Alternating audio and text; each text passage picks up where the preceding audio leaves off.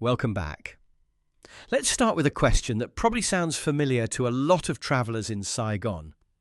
Have you ever heard a foreign friend look genuinely confused and ask why a travel guide describes Bui Vien as this chill, laid-back haven for backpackers, but when they actually get there, it feels more like a sonic battlefield? If you have, you are definitely not alone. That gap between expectation and reality is one of the most interesting things about the street. Because Bui Vien seems to carry two completely different identities at once. On one side, there is the image people found in old travel guides. On the other, there is the version people experience today, under neon lights and booming music. That split is exactly why Bui Vien sparks so much debate. For some people, it is a nostalgic memory of a very specific kind of travel culture. For others, it is a loud, fast-moving nightlife district that barely resembles the old stories. And both of those impressions come from real eras of the same street.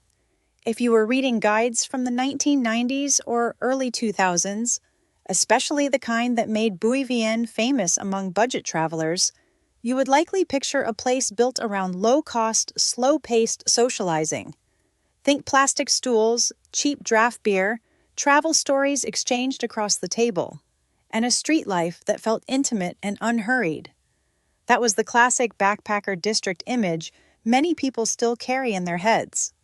And that image makes sense because it was not just a random street with a few guest houses. It became iconic through the way travellers talked about it and through the kind of atmosphere it offered at the time. The old Bui Vien was associated with a very particular rhythm of travel.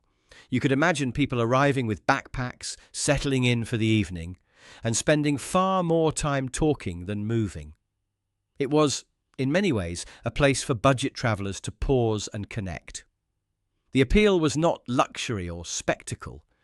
It was the sense that you had found a corner of the city where the pace slowed down enough for conversation, observation, and that classic backpacker feeling of being somewhere authentic, social, and affordable. Today, though, the street tells a very different story. The official Bui Vien walking street is now known as a high-energy nightlife hub. Instead of a quiet row of simple cafes, people encounter loud pubs, nightclubs, dancers, and crowds that keep the whole area buzzing late into the night. The atmosphere is much more intense and much more commercial. So when someone arrives expecting the serene, almost rustic version described in older materials, the contrast can be jarring. They may not be wrong to feel surprised. It is just that they are comparing two different historical moments. The Bui Vien of nostalgia and the Bui Vien of today are connected, but they are not the same experience. What is fascinating is that this transformation did not happen overnight. It was shaped by a combination of urban planning, commercial pressure, and changes in the way people travel. One major turning point was the street's official status as a walking street in 2010. That designation opened the door to a much stronger wave of commercialization. Once the area became pedestrian-focused in an official, city-backed way, it became easier for large-scale entertainment venues to move in. Quiet sidewalk cafes that once fit the older mood were gradually replaced by businesses designed to attract larger crowds and generate more revenue. In other words, the street was not simply discovered and transformed by tourists alone. It was also reshaped by planning decisions and the economic logic that follows them. That part matters because people often describe these changes as if they happen naturally, almost like a street just turned loud on its own. But the shift was tied to broader forces. When a place becomes a major destination, its business model changes. It starts serving different kinds of customers, and those customers often have different expectations. Bui Vien no longer caters solely to the budget Western backpacker who wants a cheap bed and a quiet beer. It has evolved into a nightlife destination for local Vietnamese youth, Asian tourists, and partygoers who are looking for high-energy entertainment.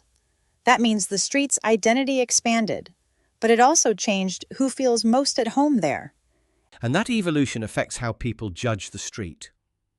If you are chasing the old backpacker atmosphere, then the current version can feel like a loss. But if you are looking for a lively, high-intensity night out, then the same changes can feel like an upgrade.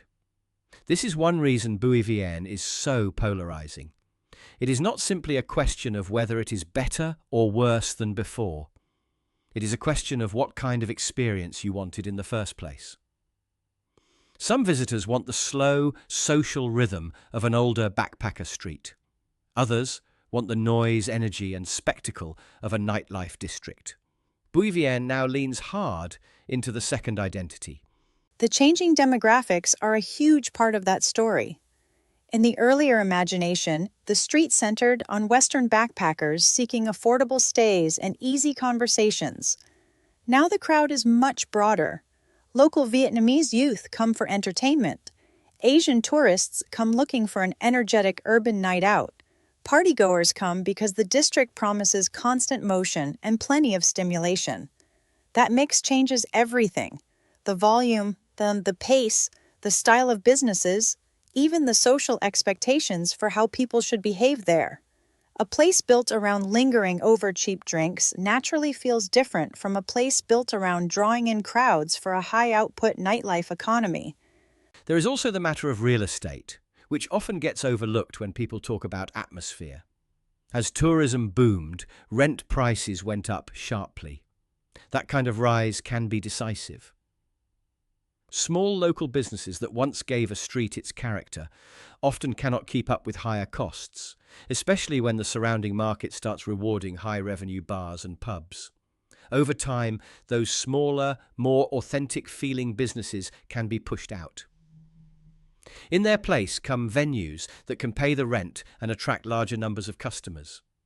So part of what changed Bui Vien was not only demand, but the economics of survival.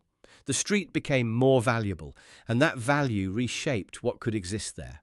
Nostalgia for Bui Vien isn't just about a quieter street, but a lost atmosphere. People miss the slow pace, cheap drinks, and personal connections that felt like authentic travel rather than a loud entertainment machine. That sense of emotional loss is an essential part of the street's story. It is overly simple to label the old Bui Vien good and the new one bad. The street's current neon energy reflects a dynamic city that never sleeps. While intimate charm has given way to commercial noise, it offers a fresh, electrifying appeal for visitors seeking high-voltage nightlife. This leaves us with a deeper question.